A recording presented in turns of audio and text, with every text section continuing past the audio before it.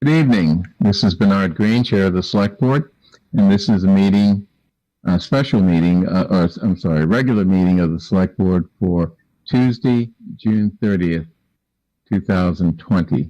This meeting is being recorded using the Zoom web-based platform. We have 4 members who are present at their remote locations. One member, Ms. Heller, we are trying to overcome some technical difficulties. Tonight's meeting is right before town meeting, the hopefully final session, not hopefully, it must be the final session of town meeting, which begins at 7 p.m. So let's start off with announcements and updates. Does anyone have an announcement? I understand there's Hamilton has an announcement regarding the library. Yes, thank you. Let me just get it up on my computer. I thought I had. Okay.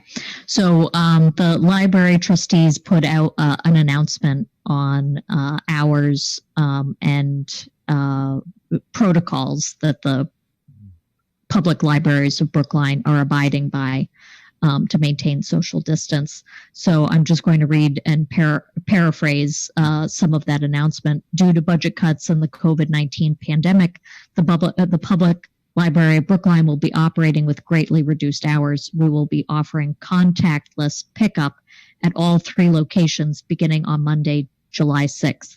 You may make appointments to pick up your holds beginning tomorrow, July 1st. More information on this can be found, of course, on their website, brooklinelibrary.org. Great, thank you. Any other announcements or updates?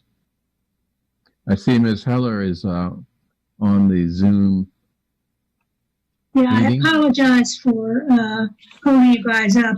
I could not get in, and we don't know what the problem is, but something is the problem. So I'm now, I actually logged in with Jonathan Simpson's.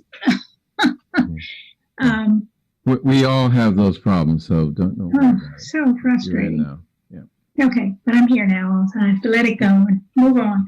Okay. Any other updates or announcements? I'll go. Okay. Thanks. So last week I talked about, we thought we were going to have our discussion that we're having tonight last week, and I talked about making sure everyone maintains a respectful tone, even knowing that this is the conversation we're going to have in town meeting tonight around policing is very personal for many people involved in this issue. And of course, you know, folks out there in the world on Facebook are going to say whatever they're going to say and those kinds of things. I've been heartened to see over the last few days that certainly the petitioners that have brought forward the amendments and the vast majority of town meeting members that are engaging in the dialogue on the town meeting listserv and elsewhere have been respectful of one another, trying to get at the heart of the matter. I wouldn't say it's universally true, but for the vast majority of people, I think it is true. You know, I struggle whether or not to even mention this and to give it air, but I got to say that I've been, you know, I saw a post from the Brookline Police Union, and it was that was brought to all of our attention, and frankly, it was very disturbing. There's a town meeting member who also happens to serve as an executive in the Educators Union, who very simply, in a very short email, just voiced his support for one of the amendments, and for that, his name and likeness were put up on the Brookline Police Union website. And it was told that he wants to hurt the community and lay off minority police officers. Don't be like him. Frankly, this is conduct unbecoming. It is petty, it is small, and it is wrong. It is below the standard, certainly, of what I would expect officers to uphold. And I won't give it any more air other than to say that I hope that the union will do better and be better. It is important now more than ever that we talk to each other, even as we have to make very difficult decisions that impact literally people's lives.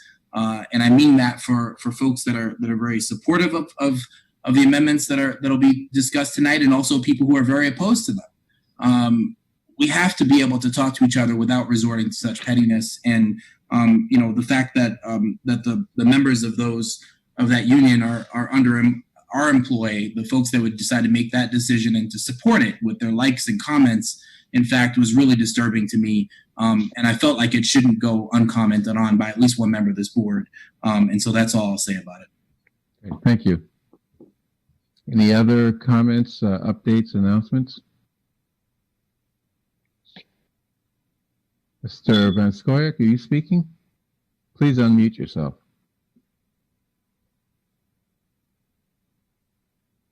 Can't hear you.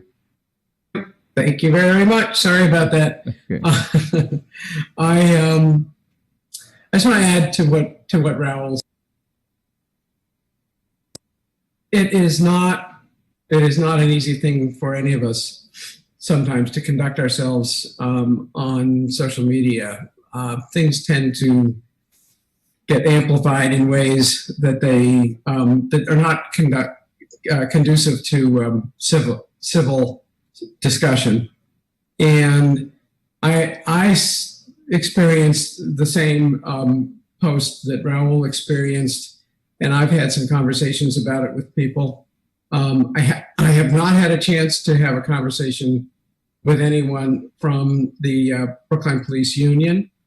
And I think perhaps one of the topics for discussion on the task force going forward is in the general area of how do we have a discussion of a that gets very, very kind of intense in terms of people's jobs are at stake, and conducted in a way that does not come across as threatening or in any sense inappropriate, especially when we get into the arena of social media and things get amplified and things get personal in ways that perhaps they shouldn't. So I think Raul has raised an important point. I think it bears further discussion. And I think we have to find the right time and place to discuss it with all parties. Thank you. Okay, any other updates or comments or announcements? Okay, let's go on to our public comment. Devin, do you have anyone in the queue wishing to make a public comment? Yes, the first person who signed up in advance for public comment is Michael. I'm promoting him to a panelist now.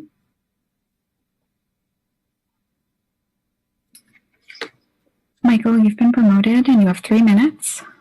Hi, folks. Thanks for that discussion of the police union's Facebook post from yesterday. I wasn't going to mention it at all, but hearing the conversation about civility is super important, and I'm really glad people are thinking about it. I actually signed up for a really quotidian, kind of boring public comment. I live in Brookline Village. I'm real close to y'all. I just wanted to have a quick comment about transparency in the town's annual report. So the town publishes this document every May called an annual report. It's like an agglomeration of what every department and committee has done all year.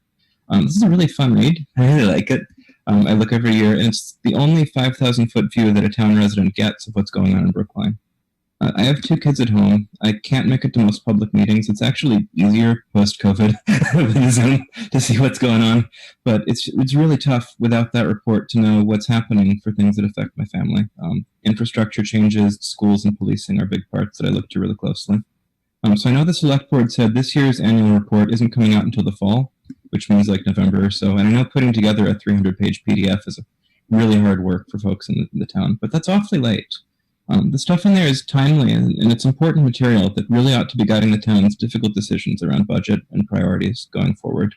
And some departments actually do have annual summaries already. So as I was trying to understand the police debate, I found that the police department does have an end of 2019 report they published in January, and it's got some really helpful statistics about things like crime rates, ethnicity of field interrogations and arrestees, the use of force statistics. And these are now major social issues where having the facts visible to the public really makes a big difference.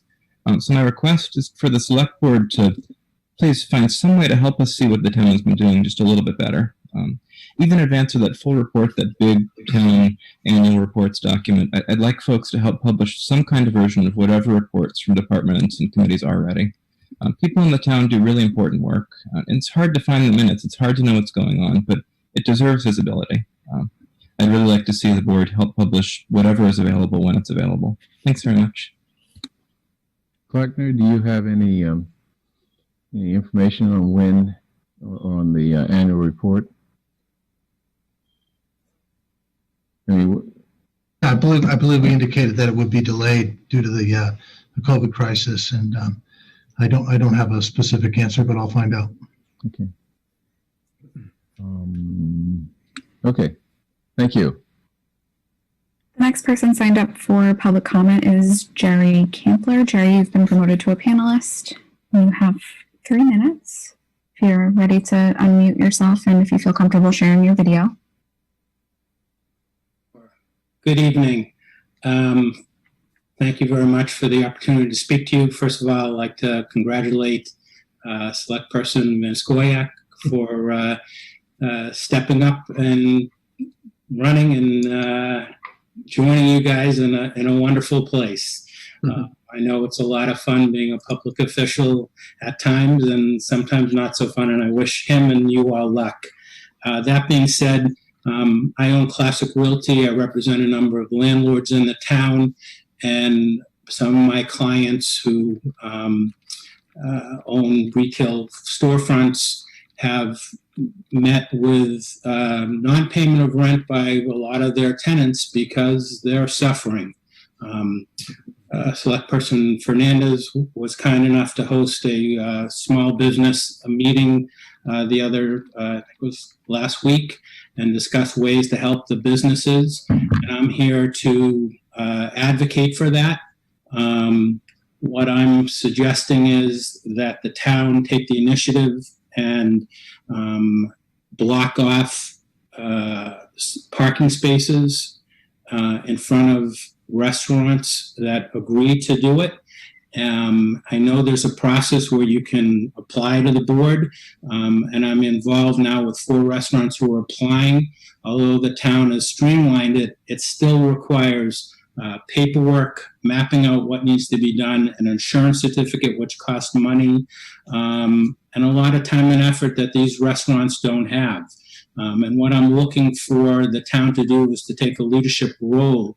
I know I've been working with Kara, who's wonderful, and trying to brainstorm, and there's been a suggestion about closing off streets.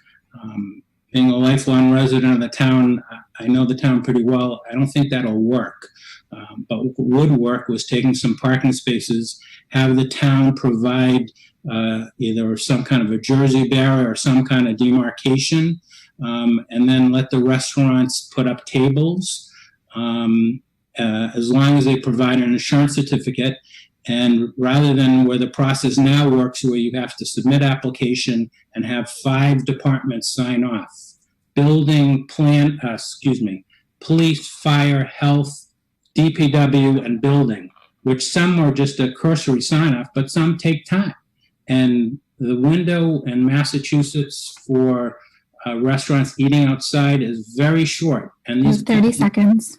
These people need help now. So I suggest setting up some parking spaces, allowing them to put up tables, have it approved on site, meaning have somebody go out and examine to make sure it complies, have an insurance certificate supplied, and let them make some money and have outdoor seating. I want the town basically, and you as its leaders, to be proactive. And I hope you will step up to the plate during this crisis and do such. Thank you for your time. Thank you. The last person that we had signed up for public comment in advance was Josh Enyaosa, and unfortunately it does not look like Josh is in the attendee list at this time. I don't see any other indication that people would like to chat by using the hand raise feature or chat. Okay, so let's move on. First, question of authorizing the chair to sign an emergency expenditure request with the Department of Revenue related to deficit spending for COVID-19. Mr. Clarkner. Yes, I also have Deputy Town Administrator Melissa Goff here to speak up, but essentially what we're doing here is the legislature has allowed us to expend in deficit related to COVID-19 expenses because we are going to be getting reimbursed for those expenses. We've already been reimbursed for some CARES Act funding, but we still are waiting on the FEMA reimbursement. And then again, we're going to start this all over again in fiscal 21, beginning tomorrow. So the legislature has allowed us to deficit spend, and that's important for us because if we don't, in the manner that they've suggested, our free cash, our fund balance will be hit, and then we'll have less for next year. So this is an important accounting mechanism, and we'd like for the board to authorize it, please. Melissa, anything you'd like to add? Nope, I think that covers it. Basically, we've established 2 accounts, one for CARES funding and one for FEMA reimbursement. These expenditures will move off of our budget into these accounts, and this authorization will allow us to not have these accounts impact our year-end balance. Okay, any questions from the select board? Just real quick. So this is consistent with the notion that we not budget in advance for COVID. Yeah, that's what I thought. I just wanted to be sure. Yeah. Okay, any other questions? Can I move approval of authorizing the chair to sign an emergency expenditure request with the Department of Revenue related to deficit spending for COVID-19? All in favor, Ms. Heller? Aye. Ms. Hamilton? Aye. Mr. Fernandez? Aye. Mr. Van Scoyac? Sounds like aye. Aye. Okay, chair votes aye. Thank you. Next, question of accepting a grant in the amount of $18,750 from the Lawrence and Lillian Solomon Foundation Streets for the Recovery Grant Program to fund the purchase of materials needed to create a Transportation Board approved expanded sidewalk on Pleasant Street. Who's going to speak on that? I am Chairman Green. Oh, there you are. How are you? Good. Todd Crane, Transportation Administrator. So I'm coming before you, asking you to accept the grant in the amount of $18,750 from the Lawrence and Lillian Solomon Foundation's COVID-19 Streets for Recovery Grant Program. The grant will fully cover the materials needed to implement the expanded sidewalk on Pleasant Street using elements that are more rugged and less likely to walk off on their own than the cones that we've been using. So the materials that we'll be using are wave delineators. They will provide a better protection between the pedestrians, bikes, and micromobility users using this extra space and the travel lanes adjacent to them. We applied for the grant. The Solomon Foundation is a private foundation that works with municipalities and nonprofits across Greater Boston to advance the planning and design for an ever-changing and growing portfolio of greenway and park projects. They created the grant program in early April, partly inspired by our Expanded Sidewalks program. And they had set the grant limit at maximum of $10,000. Based on our experience and success with the Expanded Sidewalks, as well as the fact that the Pleasant Street Expanded Sidewalk project achieves a lot of their goals of the foundation, they increased the grant. We had asked for $15,000. They increased it actually up to $18,750 to cover the full amount of the materials, which will be installed using DPW forces. So once this board accepts the grant, we'll deposit the check and then order the materials and have this hopefully up within the next 20 days. Good. Any questions, any objections to accepting this grant? I just love it when when town staff go out there and get that money and find these grants is so important. So thanks for doing that work, Todd. Appreciate it. You've been on top of this from the very beginning. So thanks. Thank you. Any other questions, comments? Okay, I move approval of accepting a grant in the amount of $18,750 from the Lawrence and Lillian Solomon Foundation. I guess that's hyphen streets, for expanded sidewalk on Pleasant Street. All in favor, Ms. Heller? Sounds like she said Aye. aye. Okay. Ms. Hamilton? Aye. Mr. Fernandez? Aye. Mr. Van Scoyer? Aye. And chair votes aye. Thank you. Excuse me, Bernard, your voice is fairly faint. Hmm. Can you, Okay. Is that better? that's better. Yep, thank you. Okay. Let's see if I can get this closer to me.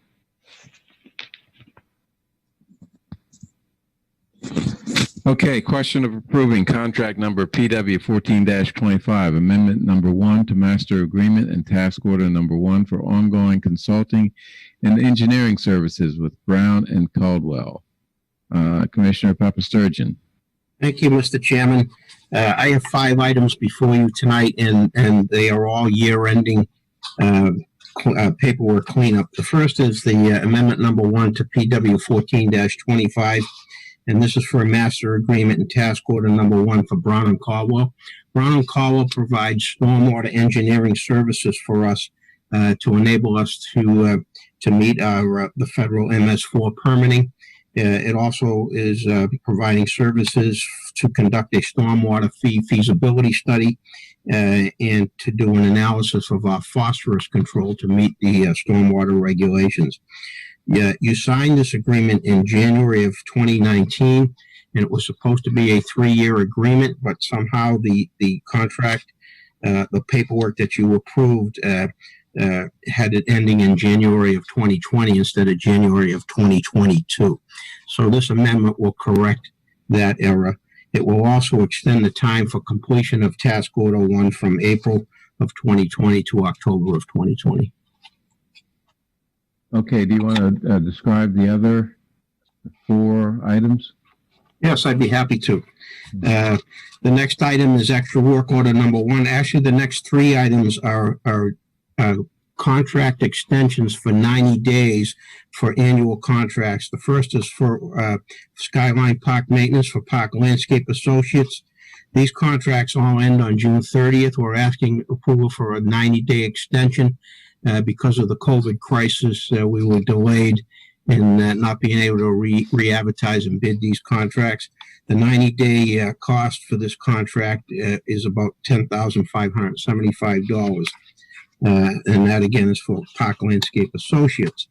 The second item is also extra work order number 1, also for Park Landscape Associates. This is contract 18-02 for the Beacon Street and General Grounds Maintenance. This is also an additional 90-day extension of the contract, and the value of that work for the 90-day period is $58,945. It should be noted that these items are FY21 budget items, so the money is not available actually until tomorrow. The third item is also a 90-day contract extension for Pine Ridge Technologies. Contract 18-01, they provide traffic signal and emergency streetlight services. The 90-day value for this work, also FY21 cost, is $20,000. And the fourth item is also with Pine Ridge Technologies. This is also contract 18-01, traffic signal and emergency streetlight services. This item differs. This is an FY20 extra work order, and this is for $15,000, and that's to pay the current bills we have in the current fiscal year ending today. So those are the 4 items before you, Mr. Chairman. Okay, any questions regarding any one of these by select board members?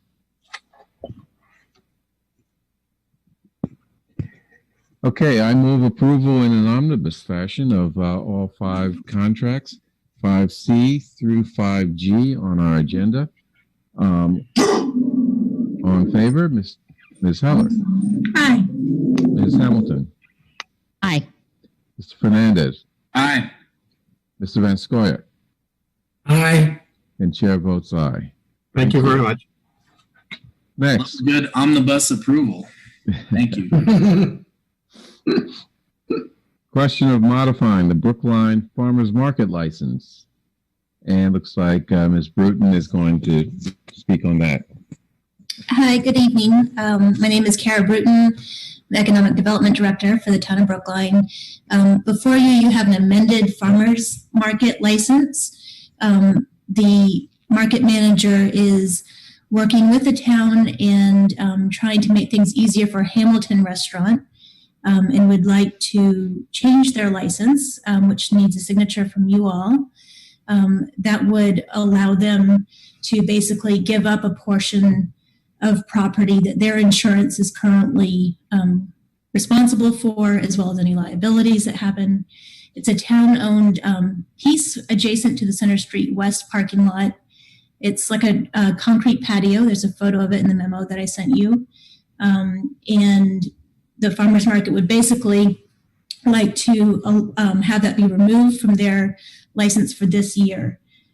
Usually that space is used for access to domestic water, for the farmer vendors to take a break during the day, as well as for additional tents and tables for community groups.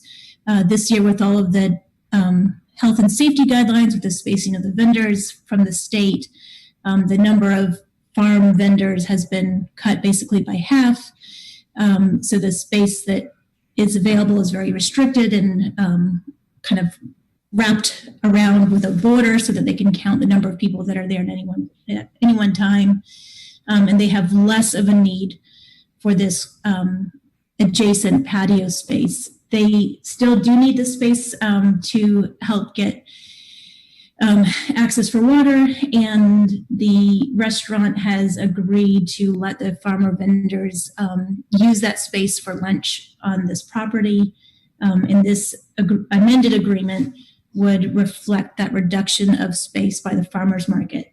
I will also point out that the farmers market is asking for these amendments to help Hamilton, along with a reduced fee payment. They've already paid half of what they usually pay. I know that they requested earlier a reduction of fees, and I am now recommending that their fee be reduced by half the amount that they've already paid. This will also help Hamilton Restaurant use this space on Thursdays. I sent you a slightly, very tiny different version yesterday, and that's simply at the request of Town Council's office, changing the name of the exhibit from Exhibit A to Amended Exhibit A. That's the only difference. Okay, so they've already paid half of their fee, and we're waiving the other half. Is that what you're saying? That would be the effect if the select board votes on the amended license as I've sent it to you. All right. Okay. Any questions from the board? Okay. Well, actually, I have a question. So I don't know if Ms. Bruton saw the member of the public that wanted to urge us to expedite the process for approving. He described, 5 department sign off and said that it's very cumbersome. So just wanted to hear your thoughts on whether or not the process that we approved,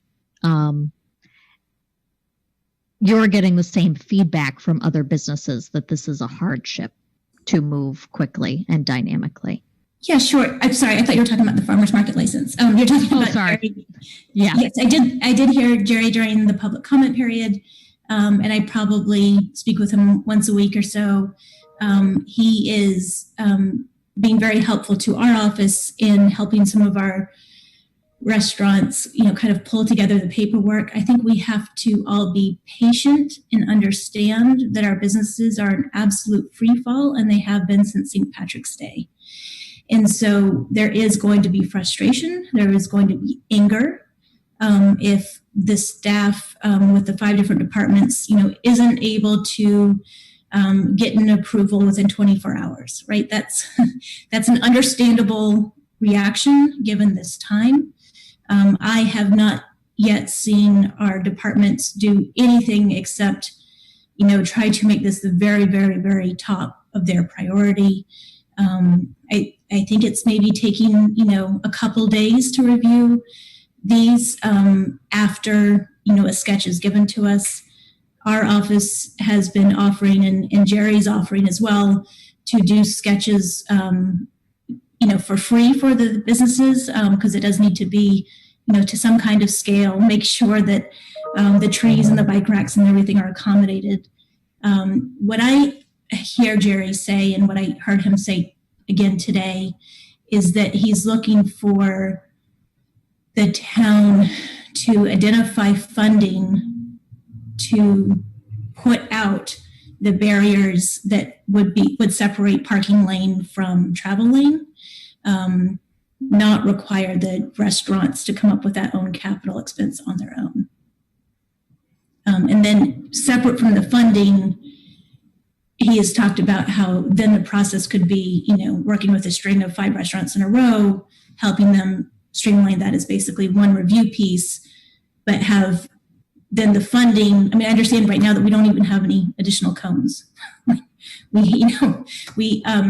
Aaron just finished rehabbing picnic tables that were in storage for one small lot. As far as I know, there is no other funding identified. We've looked under every rock.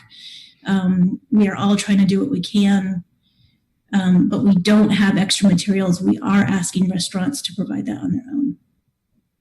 And MassDOT put out a grant for, I think, this intended purpose, and we're going after that, correct? We are. It likely will not cover individual restaurants, barricades for individual restaurants between the parking lane. It will help with asphalt ramps for handicapped accessibility for the supplies. It will help for our common outdoor seating, but it will likely not cover the cost. Although I think DPW has written the grant to be flexible on that, it's likely that the funding would not also cover, again, barriers for every single restaurant between the parking lane and the travel lane. Thank you.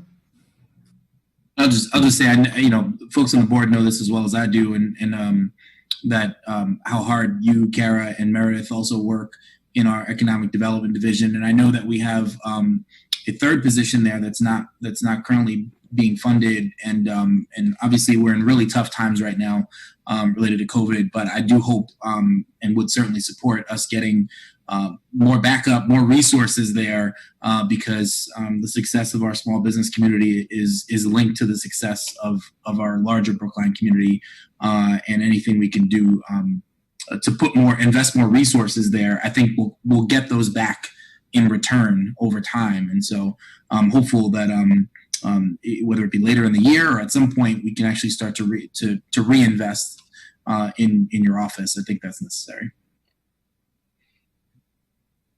Thank you. Any other comments, questions? I had a question. Are we currently waiving any fees to help some of these businesses get back into some sort of a operating mode? Yeah, the Selectboard has done that. You've waived all of the permit fees. There is no fee for changing the outdoor seating license. And so we're currently continuing to do that, and as more come online. Mm-hmm. Yeah, good. Okay, I just want to be sure. Okay, unless there are any other questions, I will move approval of the modification of the Brookline Farmers Market license as indicated to assist with Hamilton's outdoor seating. All in favor, Ms. Heller? Aye. Ms. Hamilton? Aye. Mr. Fernandez? Aye. Mr. Vanscoy? Aye. And chair votes aye. Thank you. Thank you. Question of executing the memorandum of agreement by and between the town of Brookline and Well Tower Inc. and Well Tower TRS Holdco LLC, and delegating authority to the chair to execute in person on behalf of the board. Who's going to present on that? We have Attorney Simpson going over any details that you want, but I would just like to say a very momentous occasion. Not often the town starts to deal with such a large development that brings such significant tax revenue to the town, and of course has an opportunity for the town to acquire property. So I think it deserves some special credit. So congratulations to the board and to Well Tower for this deal. I'll turn it over to Jonathan for any details. Thank you, Mel. And hello, everyone. I'll be brief. The agreement that is should be marked version.15. It was circulated to you earlier. It is, for all intents and purposes, the same agreement that you've been looking at throughout this whole season. There were a few minor typographical changes made in the run-up to town meeting to correct some section headings, and one slight adjustment to one section that ends up being a non-issue because it was related to what we would have done had the town opted for the 125 Holland piece of the development for meeting the inclusionary zoning requirement rather than the lump sum payment to the trust fund. So basically what we're doing now is you're just voting. You actually have to vote to execute it now that you all the sort of town meeting steps have been taken as well. Previously you voted to approve it, but that is separate legally from actually voting to execute it. And if I could just say one more sentence just about this sort of technical situation. The intent is to authorize Bernard to sign on your behalf because he comes into town hall and is able to sign in person and also get his signature notarized by either Kate or Tiffany. If you recall, though, that we did send out a request that people submit PDFs of their signature on the signature page. We intend to include those printouts of those with the document, because then should anyone pick up a copy of it, they will see that a quorum of the select board has signed the document. There won't be a need to then refer back to the select board vote to confirm that Bernard was authorized to sign on his own. So you guys doing that, I know Raul has already submitted his signature. You guys doing that, if you're able, would help us out to sort of make it a complete package. But Welltower has already signed. This is really the final piece that lets us move into the next stage, which is, as Mel mentioned, getting the development going. They've already named the DAT. They're planning to meet later this summer, virtually, of course. And then, as far as I know, the Preservation Commission will be working with the developer to have a subcommittee meeting alongside the DAT. So a lot of things are already moving, and the MOA is an integral part. So I hope that you guys will just let us get that piece tied up with a bow. Thank you. Okay, any questions? Okay, I move approval of executing the memorandum of agreement signed between the Town of Brookline and Welltower Inc. and their subsidiary, Welltower TRS Holdco LLC, and delegating authority to the chair to execute on behalf of the board in person. All in favor, Ms. Heller? Aye. Ms. Hamilton? Aye. Mr. Fernandez? Aye. Mr. Van Scoyac? Aye. And chair votes aye. Thank you, Mr. Simpson. Next, a question of extending for an additional 2-year period the ambulance service agreement between the Town of Brookline and Fallon Emergency Medical Services, Inc., originally effective January 1st, 2016. The Select Board has taken this matter up on an emergency basis because the term of the original ambulance service agreement, absent the extension, terminates today, June 30, 2020. Mr. Kleckner, you'd like to speak on this? I will. I'd like to bring the fire chief in when he's available. Okay. But I just wanted to remind the board that the Town of Brookline decides to contract for its advanced life support and medical transport for emergency medical services. Some towns have converted to their fire departments to advanced life support, but we're still contracting and have done so for many years with Fallon Ambulance. We have a really good partnership. We think it's getting time to release an RFP, but not right now. And so I think the fire chief will tell you why he thinks it's in the town's interest to renew this agreement for an additional 2 years before we can do a more comprehensive request for proposals and see what else is out there. Thank you, Chief Sullivan. Thank you, John Sullivan, Fire Chief, Emergency Management Director. Thank you, Mr. Kleckner. Under the direction of Mr. Kleckner back in November, we brought together a small group to start to look over the ambulance contract with an idea of either looking for a new RFP or at least negotiating some different language in the current contract with Fallon Ambulance.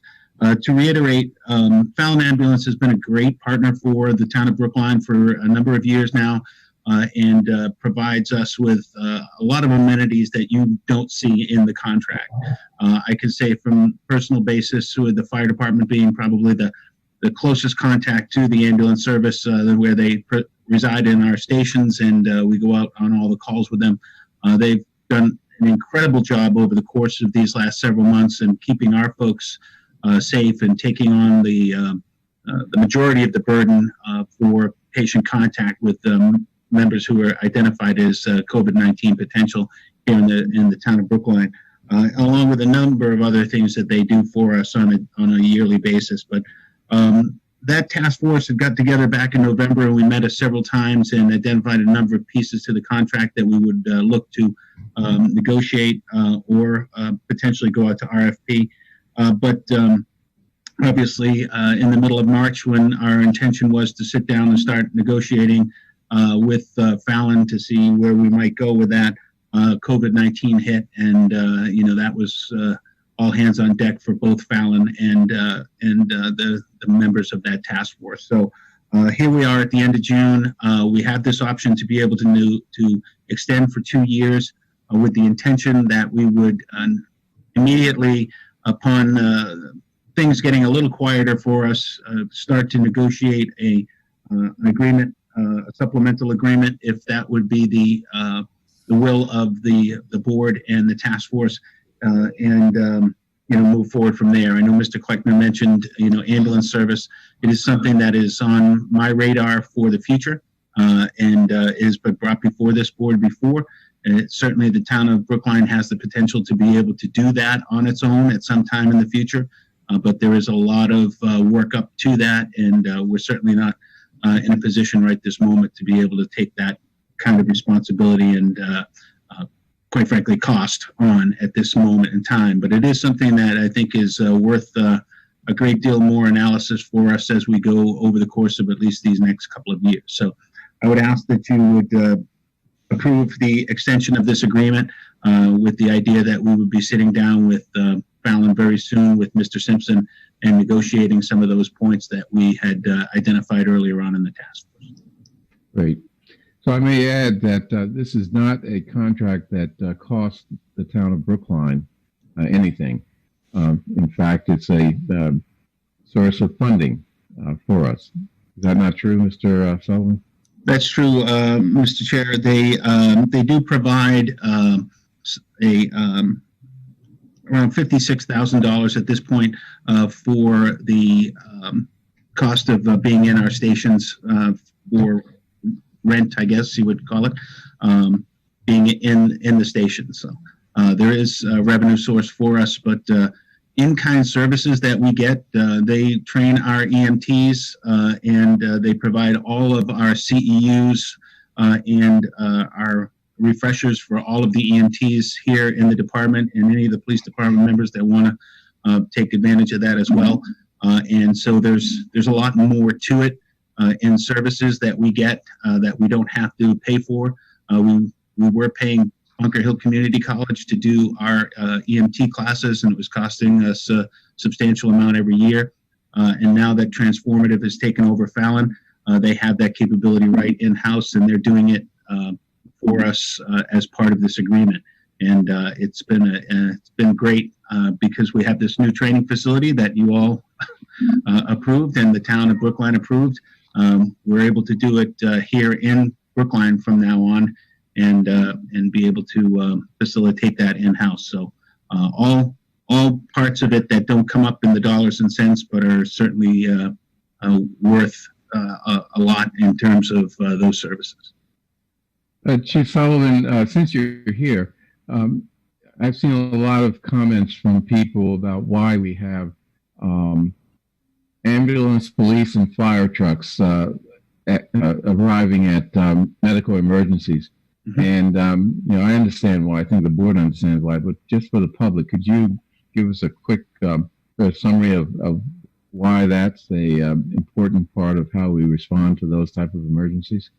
Sure. Under the Commonwealth of Massachusetts general laws, all police and fire agencies are first responders and are trained to a level of first response for medical emergencies in every municipality in the Commonwealth. The idea behind having the both police and fire and EMS is pretty simple. When an emergency medical call comes in, the clock starts ticking. Especially if you're looking at a priority 1 or priority 2 call, which is immediately dangerous to life. You have, approximately 4 minutes to 6 minutes to get some support on scene for someone who's not breathing or their heart is stopped before the oxygen deprivation to the brain is going to start to cause immediate damage and ultimately death. We don't have ambulances, and it wouldn't be expedient to have ambulances in every station to cover every square foot of the town. So when we have the fire trucks get out the door in their respective districts and get to those calls immediately to start life-saving support for our folks here in Brookline, that allows that stopwatch to stop before any terrible damage can ensue. And so it's really just a matter of numbers and time and having those resources close by at hand. You get double benefit from your fire service to be able to provide both emergency medical services as well as our fire protection in all hazards emergency responses as we do. The police are in a similar situation, albeit they're not stationary, but the police get dispatched based on proximity in their respective districts to the calls, and they have some of the similar capabilities as we do in the fire service in the fire trucks, but they don't carry quite as much equipment, but they are certainly trained to start CPR. We just had a situation where one of our detailed police officers started CPR on a citizen right in Brookline Village who was on an MBTA bus and saved his life earlier on in this pandemic. So those services are a benefit to everybody. It may seem like a little overload at some time, but I can assure you if your husband, wife, mother, father, son, daughter is in trouble, you're happy to see those folks get there. Thank you. Any questions or? Got just one. Thank you.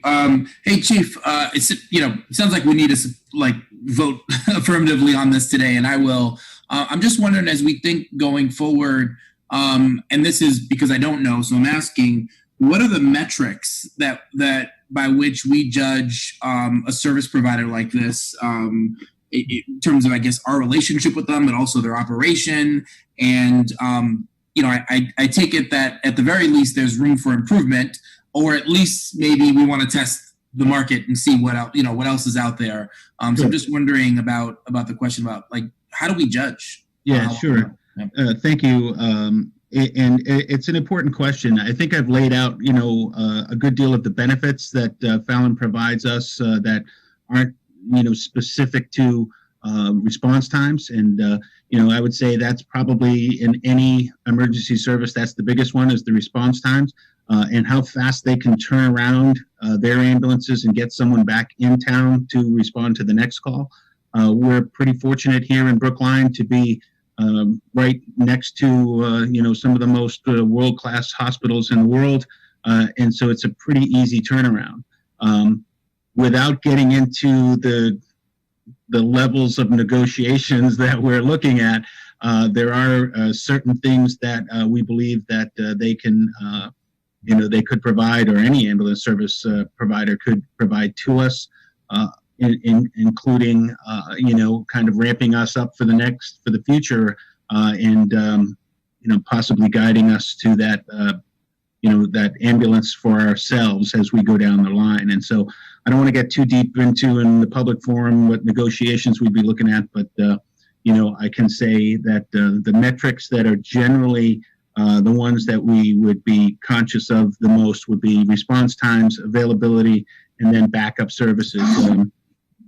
Fallon has a number of different contracts around us with both Transformative, their Lifeline ambulances, as well as Fallon. and they provide they provide their backups very quickly from Dedham, Quincy, Alston to the town. So if one ambulance is out of service or two ambulances are on calls and out of availability, they get somebody in here very quickly. They've been very responsive to us during these periods of demonstrations and protests, and have provided us with some backup ambulances. Just with a phone call. They do a fantastic job for us during the marathons and provide additional resources for us as well. And so all of those things go into what we look at for the future. Great. Thanks, Chief. Yep. Chief, do we have an ambulance in each fire station? We have ambulances in 2 fire stations. So the town provides 2 ALS, Advanced Life Support ambulances with paramedic level ambulance support for the citizens. One is at Station 3 up here on Washington Street near Washington Square, and the other is currently housed at the Boylston Street Fire Station, Station 4 at Reservoir. So they're kind of strategically stationed within the center of the town to be able to respond out. That's kind of the best avenue for us. The majority of our calls being in North Brookline, kind of north of the Station 4 on Boylston Street. But certainly there's a lot of area to cover in South Brookline, and so we want to have an ambulance close to that area so that those response times are short. Thank you. Any other question? I have a Yes, Ms. question. Hamilton. This time last year, I think 1 or 2 firefighters contacted me to suggest that we should bring these services in-house, that it could be a tremendous cost savings. How complicated would that be? And is it the kind of cost savings that they think would be realized? That's a great question too. I think there is an opportunity for the town to look at that, and I think I alluded to that earlier on in my presentation, that it would be something that we would ramp up to. To get to the ALS level, you have to be able to provide advanced life support paramedics on a full-time basis. If they were going to be dual purpose firefighter / paramedics under the umbrella of the fire department, that requires a great deal of lead time. I can tell you that paramedics are very high demand right now. Everybody's having a really hard time keeping their paramedics in-house, but it is certainly something that, based on the facts that I just enumerated with the proximity of the medical facilities to town and the very quick turnaround that you have in getting back into service. If you lived in Rutland, Massachusetts, and you had to travel to Worcester, it's a 45-minute drive in, another 45 minutes at the hospital, and then 45 minutes back to town to get into service. In our case, literally 1 minute after leaving the emergency room, they're in town and ready to go. So there's some benefit there for the turnaround, so that you can do more calls with the in-house, as well as the fact that the vast majority of folks here in Brookline have insurance, and so the rate of return for billing would be fairly high. But there is a great deal of hoops to jump through with the Office of Emergency Medical Services to get a license and to maintain a license, especially if you get to the ALS level where you're administering drugs and narcotics and different controlled substances. There's a great deal of back end, if you will, stuff to do. And then that doesn't even count the billing. So we would probably be in a situation like most smaller communities that we would have a third-party billing service who would do the vast majority of that work for us and then take a percentage, and that would require negotiations and so on. So the answer is yes. Probably the town could realize some return on that investment, but it would be a large output to begin with, but not something that the town could not do. And I think it would be in our best interest to look at that in the long term.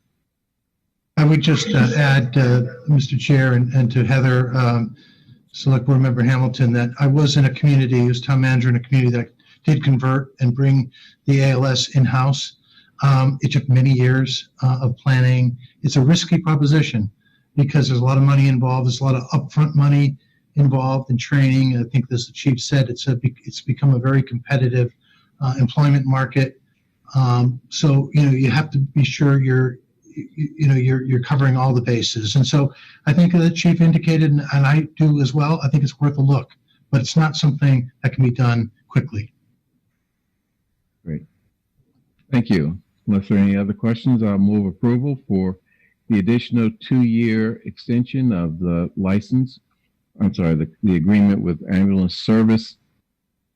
I'm sorry. The ambulance service agreement between the town of Brookline and Fallon Emergency Medical Services to extend it for 2 years after it terminates today, June 30, 2020. So I guess 2 years to June 30, 2022. All in favor, Ms. Heller? Aye. Ms. Hamilton? Aye. Mr. Fernandez? Aye. Mr. Van Scoyet? Aye. And chair votes aye. Thank you. Thank you. Sullivan. Next, question of approving the school department's transfer request of the balance of the vocational education account of approximately $43,159 to a separate account to offset transportation costs for out-of-district students. Looks like Ms. Goff is here to walk us through this. So Mary Ellen is here as well. I just wanted to give the board a little bit of an intro before she jumps into her presentation.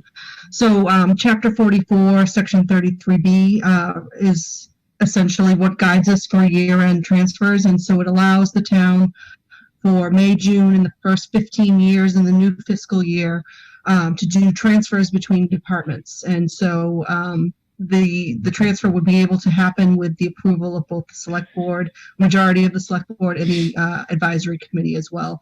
So that is what essentially Mary Ellen is asking for with this item tonight. When you get to the reserve fund piece, I also have some background information on the reserve fund status, but I'll wait for that agenda item. Thank you. Ms. Mary Ellen?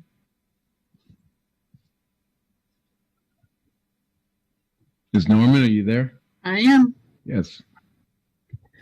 Yes. So as Melissa stated, in closing or trying to close down our FY20 projected deficit, mining lots of different accounts. This is one of them. This account, the town set up a couple of years ago to charge or expend for the non-school department related education expenses. So we typically budget for 3 students a year and transportation costs for Minuteman, Norfolk Aggie, and every once in a while, we had one student 1 year for at Essex Aggie, which is a town expense, not a school department expense. So that funding is there. And last year it was not used in full, and it went back to the general fund. This year I'm asking the select board to transfer the balance to help assist and fund our projected deficit caused by a number of different items. And I'll just leave it at that. Currently, the balance is roughly the same amount that's on the memo that that was sent to you on the 16th. So I'm just curious. So we typically have 3 students going to these agricultural schools, and this year we had just what? Just one. Or 2? Just no, one. We actually just only had one this year. So we're not training future farmers, huh? Very important career. At any rate, any questions from the board? Yeah, No? yeah, but I have a question. Maybe I'm just not clear in my head on this, but is this consistent with the idea that we're not going to budget for COVID-related increases? This isn't COVID related. This is to address revenue shortfall as a result of COVID, I believe. Right, Mary Ellen? Yes. So that is not an eligible reimbursement for CARES. Because it's a revenue shortfall. Correct. Yes. Okay, got it. Okay, any other questions? Okay, so let's, if there are no other questions? Okay, I move approval of the school department's transfer request of the balance of the vocational education account of approximately $43,159 to offset transportation costs for out-of-district students. All in favor, Ms. Heller? Aye. Ms. Hamilton? Aye. Mr. Fernandez? Aye. Mr. Van Scoyac? Aye. And chair votes aye. Thank you, Ms. Norman. Thank you.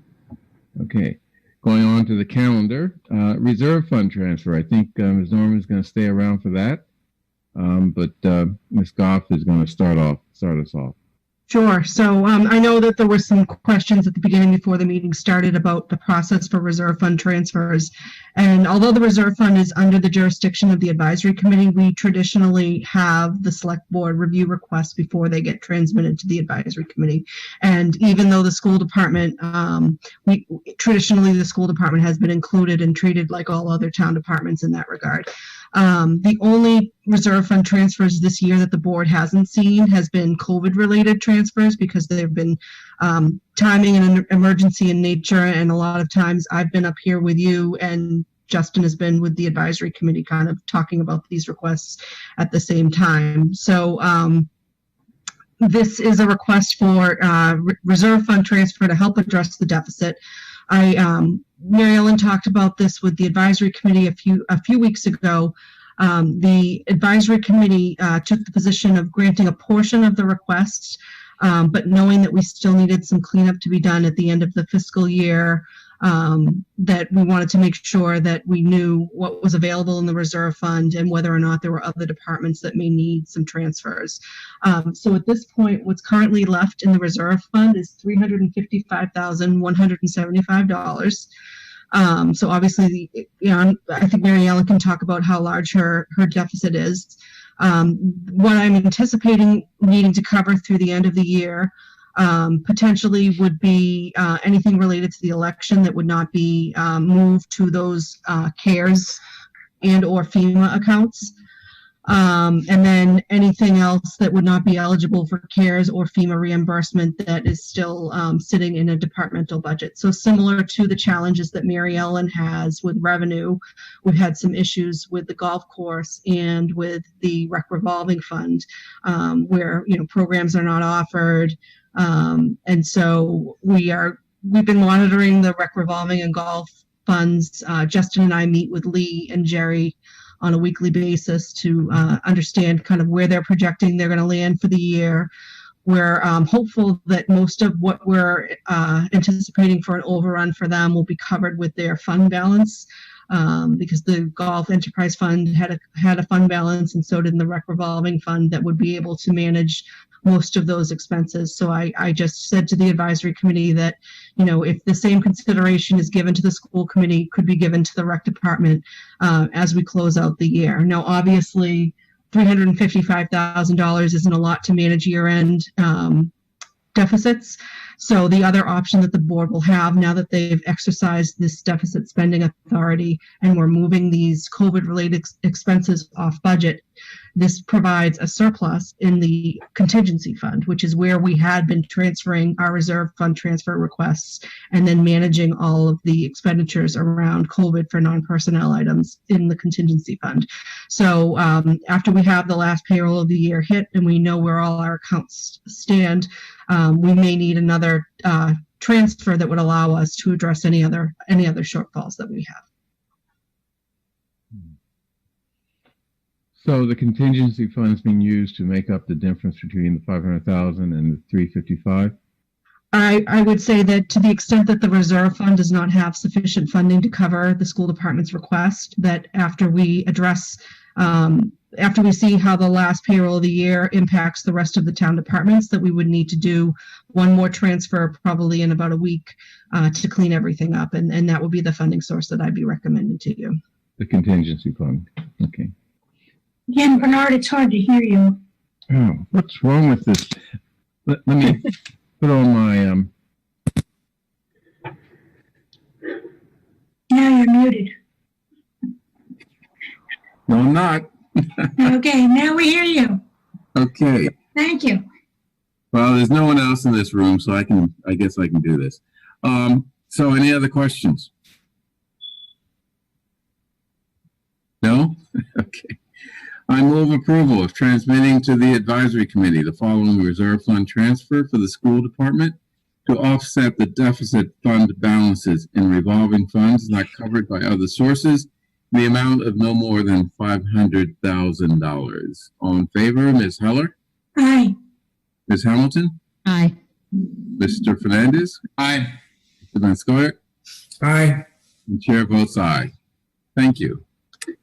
If I might, I want to thank you and appreciate your consideration. And I'll be working with Melissa because with the sentiment of the school committee, reserve fund is the last resort and last use of funds. So we're continuing to scrounge and find pennies from lots of different places because I understand and appreciate the challenges that the municipal departments are having in this time. So I want to make sure the board, and this is the same commitment I made to the advisory committee, is that we will be using as many of our funds first and reserve fund absolutely last. Great. Thank you. And we appreciate your understanding. Okay. Any other comments on that? Next, question of approving the 2020 open air parking license renewals. Who's going to present on that? And I can take this on, Mr. Chair. Every year, the open air parking licenses, which our bylaws require the select board to approve after zoning permission is given, come due at the end of the fiscal year, as opposed to all the other licenses that come due at the end of the calendar year. So 6 months ago, you did all other licenses other than open air parking licenses, and the open air parking licenses are due on July 1st. Open air parking licenses, as you may know, are essentially commercial parking lots in neighborhoods. It accommodates the town's restrictions for parking, especially overnight parking. So many property owners use their additional property to seek approval to have other people park for a fee in their area. And so you have a whole list of property owners who have been operating some of their property for commercial parking. At this point, we are prepared to renew these. Now, there's a couple of things I'd like to mention. So number one, Stop and Shop on Harvard Street is no longer interested in using the license. Not sure why, but so we will not deal with them. But 4 other operators of parking, open air parking licenses have not responded to our inquiry, our request to seek a renewal of their license. And this happens every year, unfortunately. And what we often ask the board to do is to allow these 4 late entries to approve their license conditional if they submit by June 30th and pay a $25 penalty. And if they do that, and if they meet all the requirements and get inspected, that those would be approved. So we would like to ask that, in addition to approving the various licensees on your list on page 120 and 121 of your packet, that you would also conditionally approve the 4 licenses that have been delinquent in submitting their application. That's the locations at 173 Babcock Street, 41 Gorham Avenue, 66 Harvard Street, and 800 Boylston Street be approved conditionally if they submit their application by July 30. We're getting another 4 weeks, I believe. And 4 weeks instead of 4 hours. Yes, that's right. I think 4 weeks would be appropriate. So July 30th with a $25 penalty. Okay, July 30. Okay, any questions from the board? Sure. Mel, can you remind, I feel like we had this conversation a year ago and I just don't remember the answer, but we had a conversation, I think, about the fees that we charge. And I remember having a sense that they were very low, but there was only a certain amount that we could charge for this. I think whatever it cost to administer. Can you refresh my memory on that? I'm afraid I can't. I'm sorry. Okay. I will provide some information, but I don't know the last time that the town did calculate the fee, but as you pointed out, the fees do have to bear some semblance to the cost of the town, and it just can't be a revenue-raising item. Right, but we want to make sure that it covers it does cover the cost of administering. So, okay. I'll make a note of that. Great, thanks. Okay, any other questions? Okay, I move approval of the calendar year 2020 open air parking license renewals. All in favor, Ms. Heller? Aye. Ms. Hamilton? Aye. Mr. Fernandez? Aye. Mr. Van Scoyac? Aye. And chair votes aye. And by the way, this is calendar year 2020, correct? Did I misstate that? It goes for actually the fiscal year. It's goes from July 20 to June 30th of 21, which happens to be our fiscal year 21. Okay, so shouldn't this be fiscal year 2021 open air parking license renewals? Yeah, I think we just call them 2020 because that's the month that they're approved in, but it should be 2020, 2021, or you could refer to it as fiscal 21. Yeah, okay. I guess it doesn't make a difference that we voted as is written here, but yeah, you do the same every year. yeah, okay. Update of activities related to COVID-19, specifically discussion and possible vote on the open streets proposals for strategy 2 and strategy 3 of the proposals from the transportation department a few months ago. So I take it Mr. Corain is going to present this. This was actually presented last week, and then you were going to have a discussion about if you wanted to take a vote on those today. Okay. So I assume no one needs to further discuss this, or board members want to discuss this some more? I'll just say that I was very impressed by the level of detail and the presentation given by our staff, and if they are comfortable with the process that they outlined, I am comfortable to support that. Okay, so I'm comfortable too, given that Pond Avenue is not on the list of streets to be closed. Okay, unless there are any more questions, I move approval of the open streets proposals of the transportation division with respect to strategy 2 and strategy 3 of their memo. All in favor, Ms. Hamilton? I'm sorry, Ms. Heller. Aye. Ms. Hamilton? Aye. Mr. Fernandez? Aye. Mr. Van Scoyac? Aye. Okay. Next, reimagining police task force charge. Mr. Are you going to vote Fernandez. for her? Pardon me? Are you going to vote? Oh, I'm sorry. Yes. Chair votes aye. Thanks for reminding me. Did anyone else notice? Okay. Question of reviewing the charge for the reimagining the police task force. We're going to just be reviewing this briefly, not get into a deep discussion unless people want to.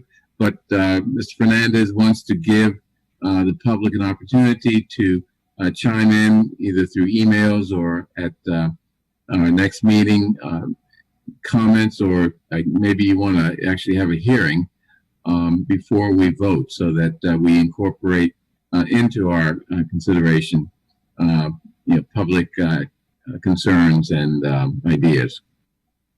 So you want to, Sure. What I'm going to do is, yeah, I'll actually read through it so members of the public who may not have the document can hear it.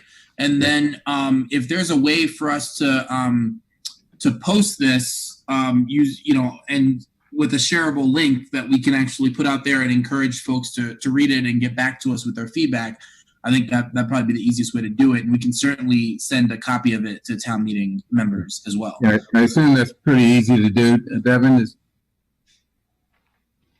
Yeah, so right now it is posted and available for the public to see within your packet under agendas and minutes, but we could also, I have not created the webpage yet for the task force.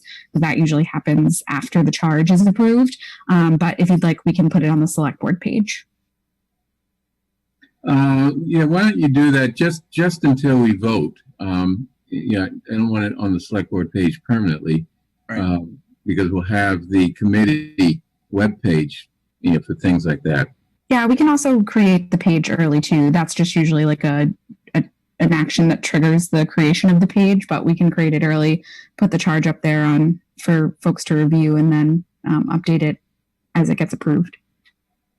Great. Okay. I'll read through it now, and with the understanding that the express purpose of putting it out here right now is to get feedback. So if folks say, well, that doesn't sound right to me, or I want to change something, or I think X isn't represented well here. This is the entire purpose. Give us feedback, and then we as a board will discuss it. I think at our very next meeting, and as the chair mentioned, have more opportunity for input there. So.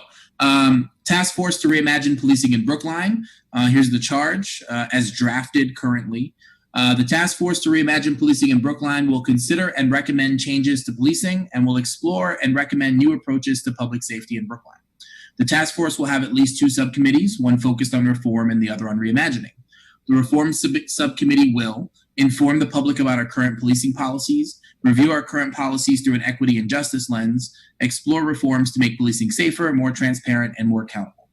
The Reimagining Subcommittee will explore alternative models of public safety in the U.S. and abroad, conceptualize new models of public safety that have yet to be imagined, and consider which police functions are better suited for other departments. Both subcommittees will solicit public feedback and ideas through robust community engagement, make recommendations for meaningful changes that can be enacted by the select board, town meeting, school committee, or other relevant bodies, and make legislative recommendations to our state and congressional representatives. Other charges may be determined by task force members and community input. Voting members shall consist of select board members Raul Fernandez, task force chair, and Bernard Green, a member of the of the school committee, and racially diverse community members and experts with an openness to reforming and reimagining Brookline's model of public safety. The following staff representative or their designees shall serve as associate non-voting members of the task force: Chief of Police, Fire Chief, Chief Diversity Officer, Health and Human Services Director, Transportation Administrator. The task force may submit recommendations at any time, but shall submit its preliminary report to the select board no later than August 31st, 2020. That is the entire charge as currently written for your consideration and feedback. Let me start off by saying August 31st, 2020 is coming up fast. So, we want to get this up and running very quickly. If I also may add, the police department's been doing a lot of reimagining themselves. So, this can be an exciting way to really, come up with ideas that, have practical application, as well as ideas that sort of expand people's understanding of policing in ways that we may not want to implement, but at least will inform us of some options that may in the future, as our community, as our nation evolves, could be options for us to consider. So, and I'll mention that while the chief of police is specifically mentioned by name, I would imagine that the task force would need to rely on an even deeper bench from the police department to really understand all the different functions that are happening there. And so the chief, I imagine, would provide us access to members of the department that can help us get a more well-rounded understanding of their operations. Right. Let me add in an email from police officer David Pilgrim, who, by the way, whose parents my wife and I have been social friends of for many years. It's just disclosure.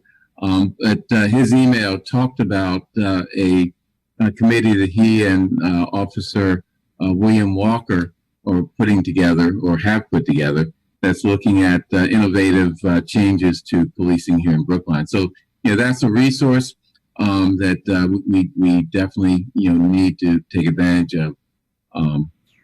And again, example of how exciting this committee can be.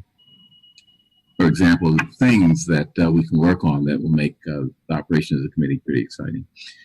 Any other questions? I have a question and a comment. One, I'm glad to see the transportation administrator incorporated into this charge. Traffic enforcement is actually a pretty large function of any municipal police department, and we know from the data that that's where a lot of conflicts arise. But my question is are there to be 2 select board members with votes on this task force? That's how it's currently drafted. That's up to us as a board.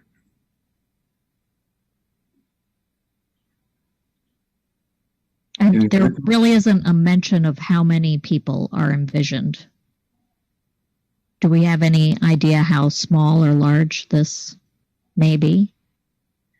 I think that's something that we should discuss. I was looking at previous charges, and unless there's some are just way more specific about here are the 12 members and they shall be X, Y, and Z. But the vast majority of our charges aren't written in that way. So this is written in that more open format. But I think that's something that we should decide upon, the general size of this, before we even ask folks to apply. Excuse me. I'll just let you know for the record that I am not Jonathan Simpson. But I was having and I got booted out a minute ago, so that's why I've turned off my video, and you would see me instead of him. But I just want to ask you, so had you considered adding the chair of the advisory committee or his designee? I hadn't. Do you think we should? I do. Yeah. Well, his designee could be the chair of the subcommittee on public safety. Who? Yep. I'm just saying. I think the advisory committee should have a role in this. Yeah.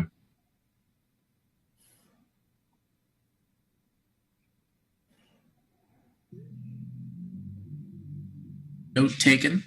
Okay. Well, he gets to decide who his designee is, right? Yeah. I'm just saying that it probably would be that person since they deal in depth on police, budget. Or he may decide he wants to fill that role. So yeah. And this board, and let me just say, if you disagree, say so now. This board, will really have a robust role in identifying people for the committee to make sure that we do have a broad spectrum of views on it, so that the outcome is something that is sustainable in this town. I wanted to add a couple of things, and Heather sort of already introduced this question. Question of whether there should be some sort of definition of how big this task force is and what the sort of minimum size of it would be. For example, no fewer than X number of members who are from the community as opposed to from one of the various boards in town, and no more than a certain number. And then you have a sense of what your scope is in terms of how far you can reach in adding people outside officials to the board, and what it would take for there to be a vote on a recommendation. I was also going to suggest, this may seem like a minor point, but that it be officially referred to as the Selectboard's task force to reimagine policing in Brookline, just to kind of keep clarity in front of people as to, in the end, who makes the decisions on appointing members. Because without that, there might be an assumption that the task force on its own can then decide to add members. I don't know if that was envisioned or not, or whether that complicates the process or not. But I think we need to define that. Once the task force gets rolling and thinks perhaps that they might need additional members or additional expertise, should it come back to the select board? Should the task force have some sort of latitude to add members on its own? I think that needs to be defined for people. Yeah. I think it's also important in terms of just the process of making changes. I mean, they for the most part, are going to be changes that the select board has to sign off on, unless something's taken to town meeting. Right. Or the school committee, because the charge does say certain recommendations could be enacted by the school committee. Yeah. Right. So that's certainly something that makes sense to me to put in the charge. It's got a long enough name already. I don't know. Essentially all of the committees that we appoint are select board committees. I know there's the select board's sort of climate action group that has a select board name in it, but certainly that could be something that we. So the question is whether or not after it's been appointed, whether or not the task force itself could add new members as needed to fill basically, any perceived voids, or is that it? Yeah, I mean, I can well imagine that members of the task force at their first or second meeting might say, we're lacking important input from somebody on a regular basis that needs to come from wherever, And so then what does the board do? Does it vote to add a member from wherever? Or does it then say we need to go back to the select board and ask them to appoint some additional members to the committee because we're short of expertise in this, or we're short of expertise in that? And there'll be advisors to the board, to the task force, that are not voting members. And right. That's another tricky question is, when you add someone within the process, do you add them as a voting member? Do you add them as just someone to regularly inform the board on certain issues, the task force, on certain issues? If I weighed in on this, I would say that if we want to add additional members, it should be with voting privileges, that I think it should be through the select board, but experts not necessarily. But the other thing I want to add is that there's a sentence here that says other charges may be determined by task force members and community input. And I'm assuming that you're not saying this has been completely and 100% sanctioned by select board members. I do have some questions. I'd like to see what community members, have to say and input. I want to hear that before I make any recommendations. But I'm assuming that next week, when we discuss it, we'll have those and we'll know where we think maybe we should add some additional language. Right. Yeah, and that makes sense to me. Yeah, that line is intended to give the task force some flexibility if they say, well, the select board in putting together this charge, as smart as they are, couldn't have predicted that we may also need to look into this as part of the reform piece, or this as part of the reimagining, and to provide a little latitude for them to say, we think it's also important that we start digging here a little bit. So maybe the confusion is the use of the word charges. I mean, you're really talking about additional tasks that the task force would take up. Got it. Yeah, So this might be a crazy idea. But this is, one of the, if not the most important issue facing us, other than, COVID. And I find myself wanting to be, part of this conversation. So how complicated would it be for any select board member who wants to be part of the task force to be on it?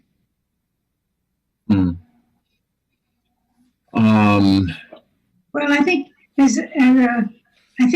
that's kind of complicated because of open meeting law and not having a quorum, but not having everybody there, etc.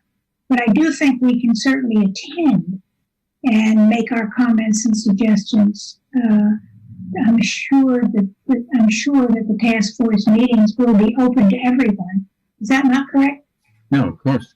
Yes. And the way Raul has set it up, there are two subcommittees. So a select board member can participate in one of the subcommittees and not create open meeting law problems. Sure.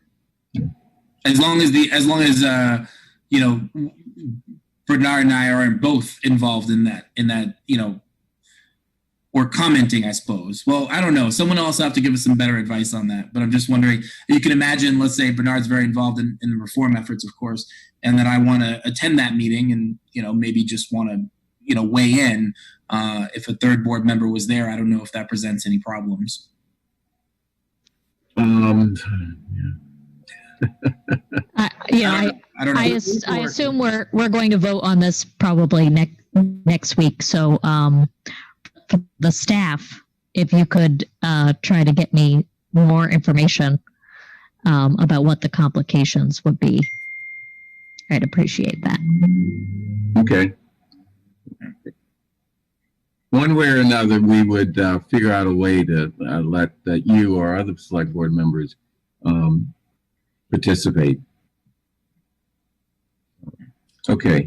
Couple other points, if I may. Sure. There's no end date mentioned for a final report, and no definition here as to is this a task force that will dissolve once it issues its final report.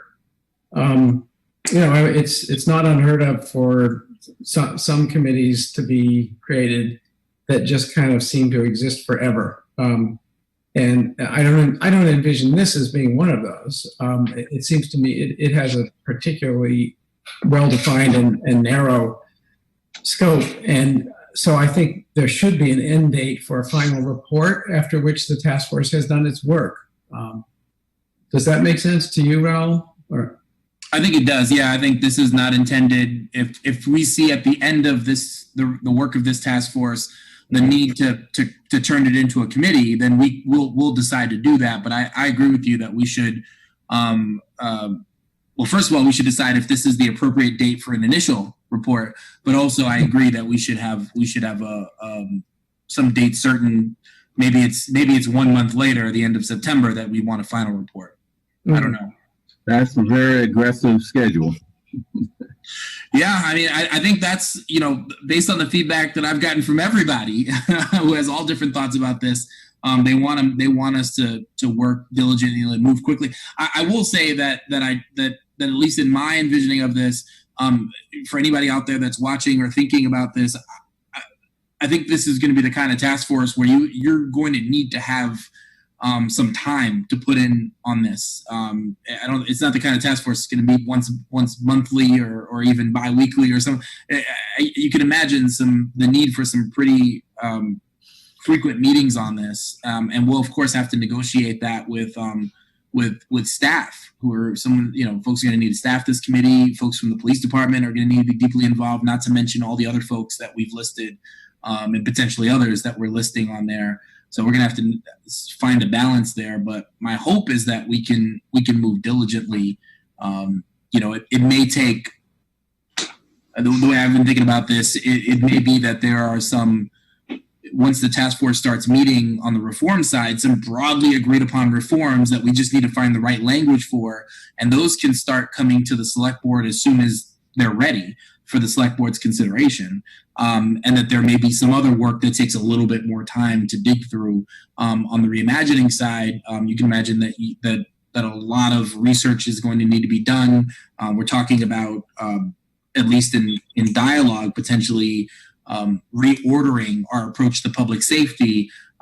You can imagine that on August 31st, there'll be some ideas presented, but they'll need a little bit more time to start to continue to flesh those out. That might take some more time. So I don't know what date we set for a final report, or even if August 31st is right for the initial. But if you all have feedback on that, that would be really helpful. My feedback on the August 31st date would be, the charge simply says that there should be a preliminary report by August 31st. And the preliminary report could be, along the lines of, we have a lot of work still to do. And that, we've already figured out that we're not solving every problem or we're not answering every question posed to the task force in the first 2 to 3 months.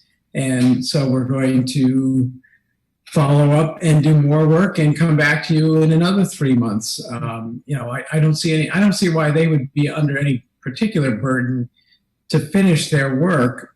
Frankly, I think the obvious sort of concluding date for all of this would be in time for the 2021 annual town meeting.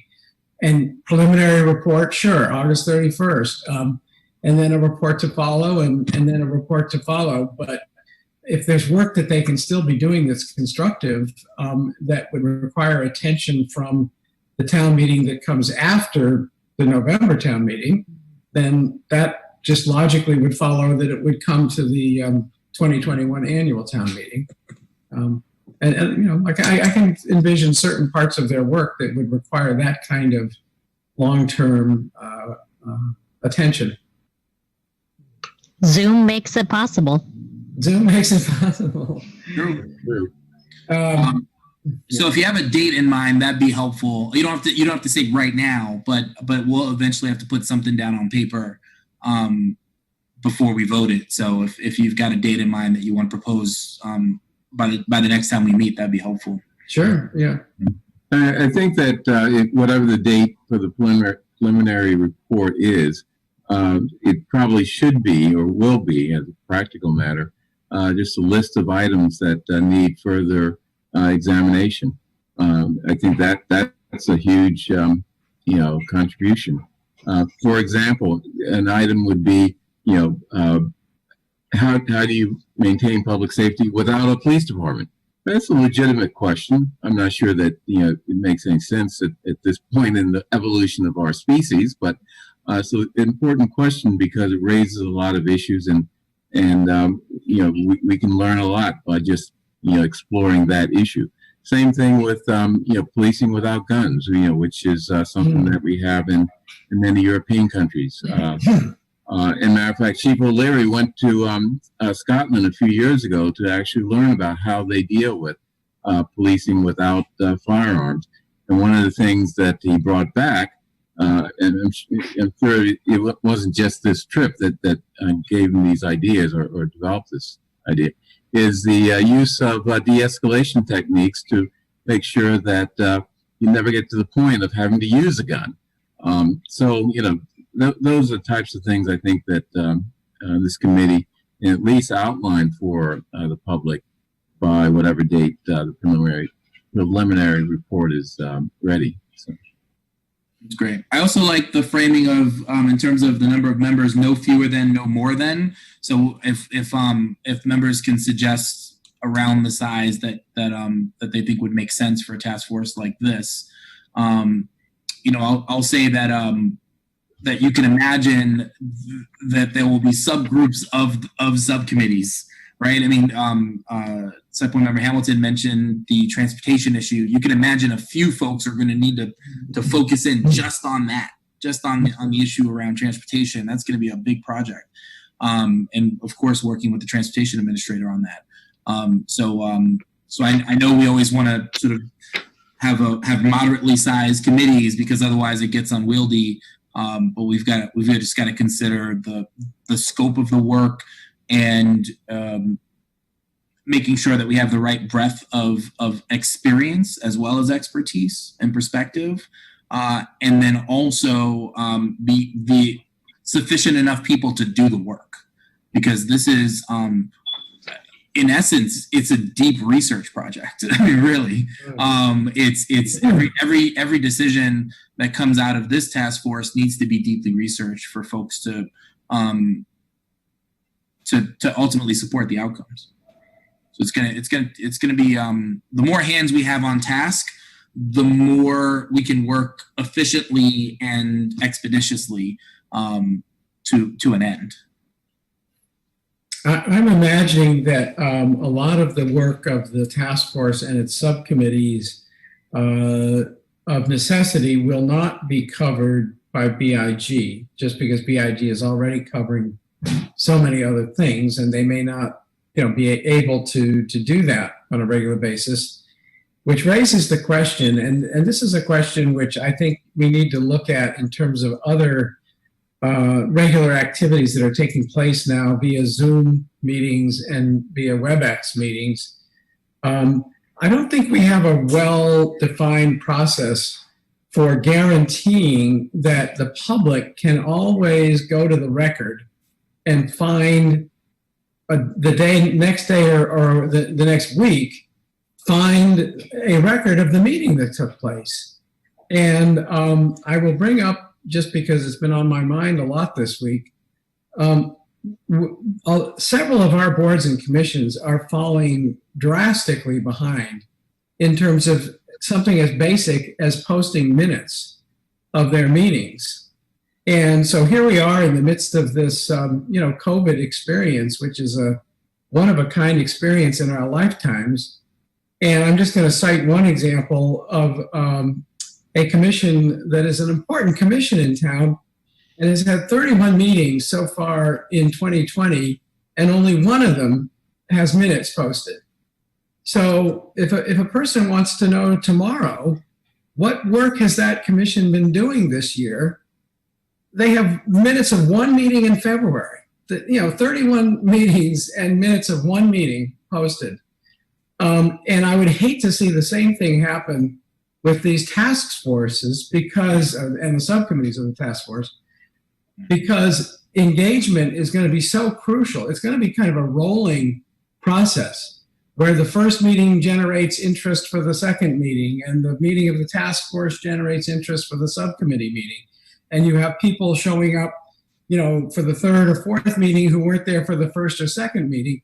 And if they don't have a means of figuring out what the task force and its subcommittees have actually been doing, they have nothing to process. They have no idea where this is headed with its possible recommendations or how they might sort of enter the process. So I'd love to see some kind of clear definition in the charge as to posting of the minutes on a continuing basis and a timely basis, so that the public can keep up with the work that the task force is doing and isn't in the dark as to the work the task force is doing. I think it's implicit in all of our charges, because the open meeting law does require minutes and a timetable for getting them. That's what it requires. But now, the fact that it's not being followed is a function of the fact that we don't have staff to staff all these meetings, and the volunteers who agree to do minutes many times get behind. So yeah, I think it'll be important. We have for each committee, we have a charge page, and some of those are more active than others. In terms of, some of them are just static. This is the charge. If you want to know what the charge of the committee is, and here's a link to the agendas, etc. I think there's an opportunity to make this page more dynamic, to make sure that all the videos of all the meetings are up there so people can catch up. You're right. It's going to be, some of it may move quickly, and for people to be able to watch the videos and catch up or read the minutes.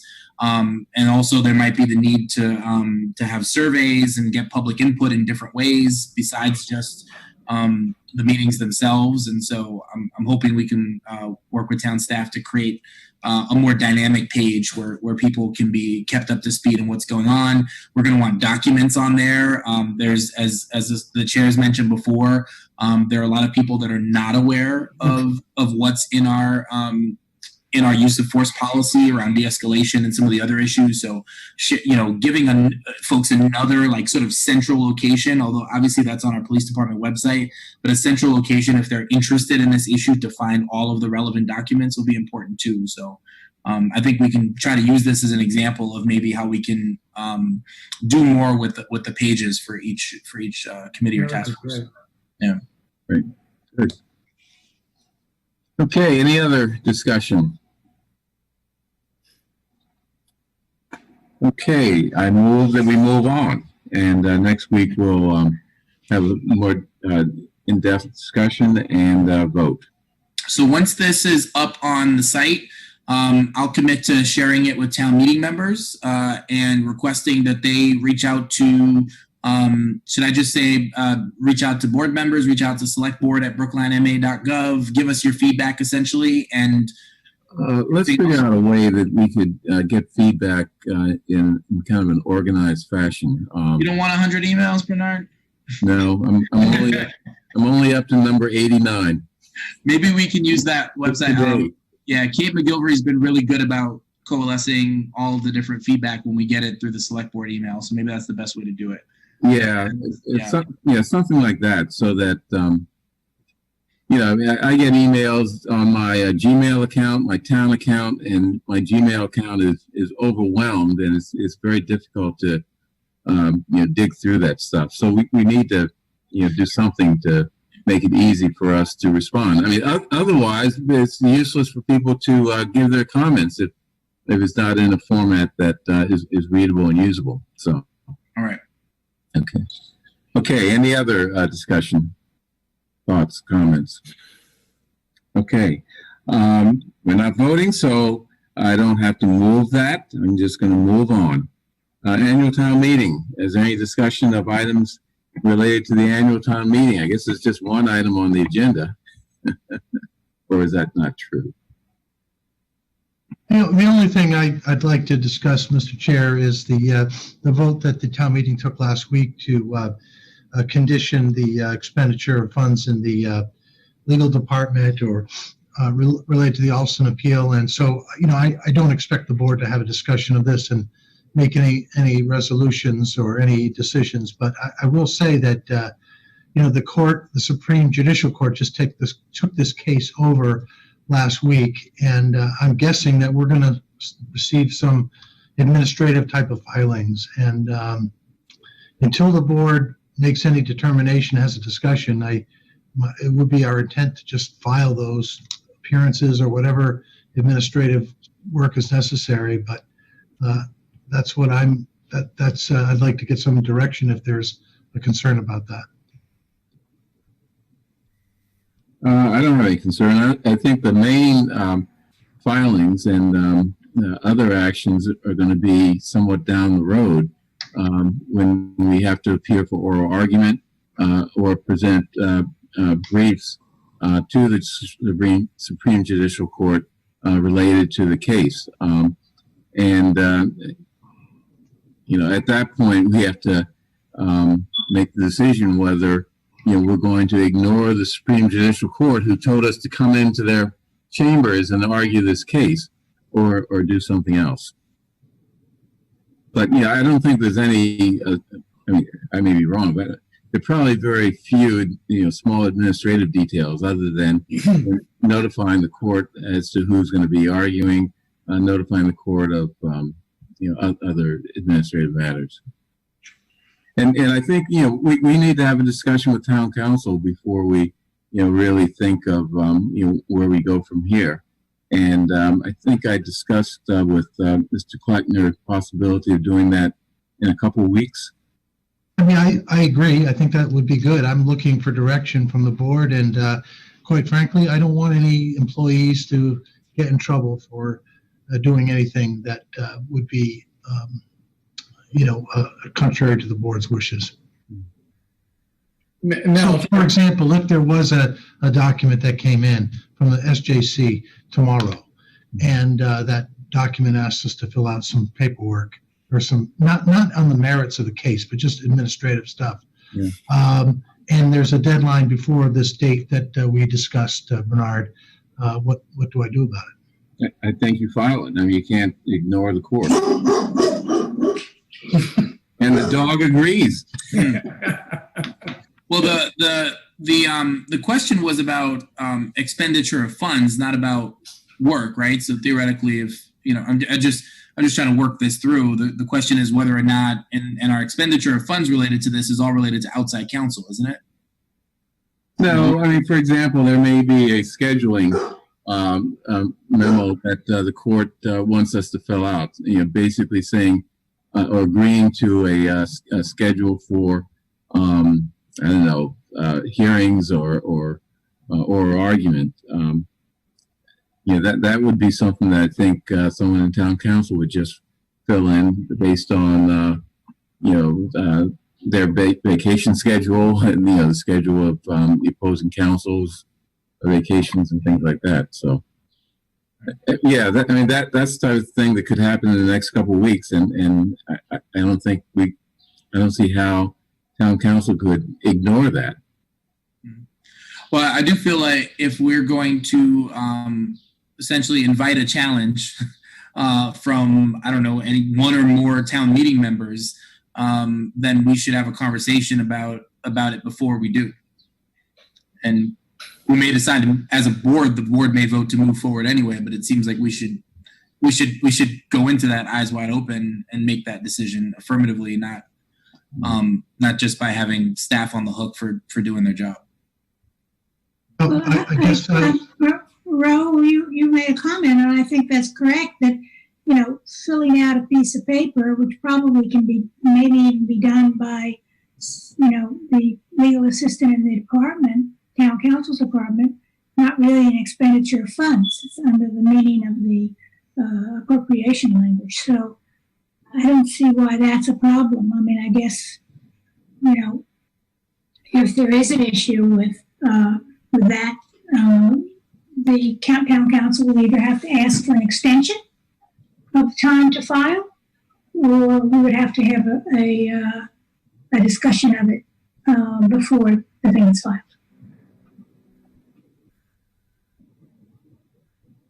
In answer to Mel's question, and just speaking for myself, I think that even the members of town meeting who advocated for this, this particular motion to deny the select board the option of spending funds on this case, I heard them say this is not a discontinuation of the legal process.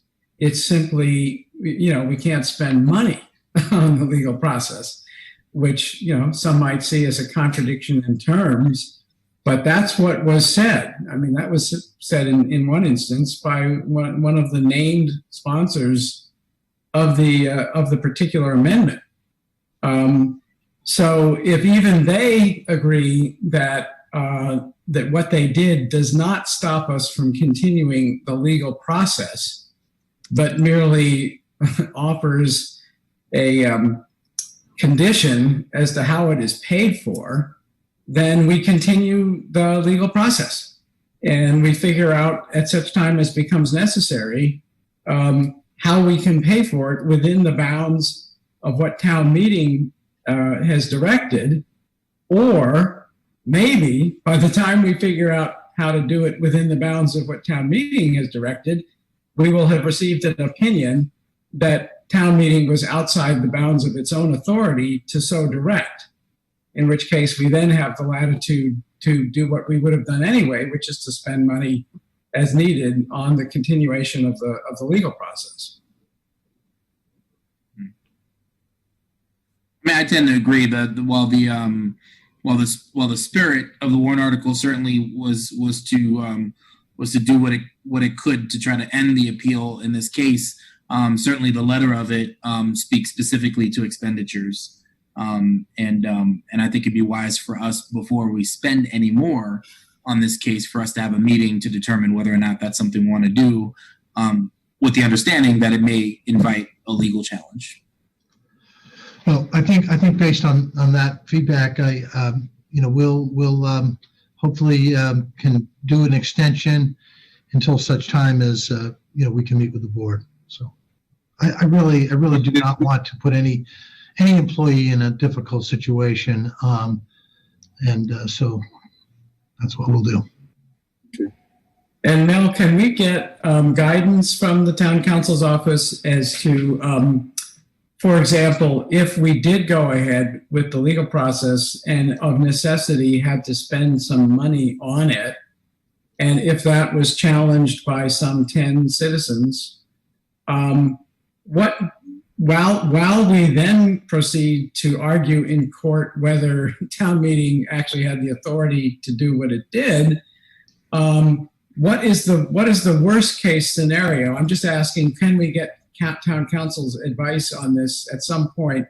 What is the worst case scenario as to the jeopardy that we would be putting ourselves in by spending money to continue the legal process? I'm not asking you the question. I'm just saying, can we get advice from town council? Yeah, of course. I couldn't answer the question, but she could for sure. Yeah, great. Okay. Any further discussion? No, let's move on. Brookline Village Parking Benefit District Advisory Board.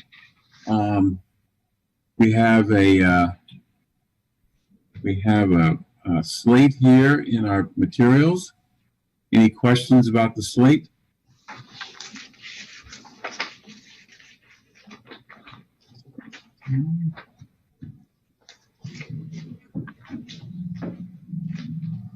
The only thing I would say is that since this envisions staggered 3-year terms, don't we have to designate those now? Or do we? Well, doesn't the slate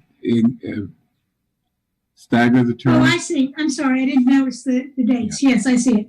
Okay. Okay, that's fine. Okay. Any other questions? Okay, I move approval of the Brookline Village Parking Benefit District Advisory Board slate of members. All in favor, Ms. Heller? Aye. Ms. Hamilton? Aye. Mr. Fernandez? Aye. Mr. Van Scoyac? Aye. And chair votes aye. That's the end of our meeting. Meeting ends. Bye. See you soon. It's so neat. All right. See you in 45 minutes at town meeting. Fun, fun, fun. Yeah, never ends. Never ends, right?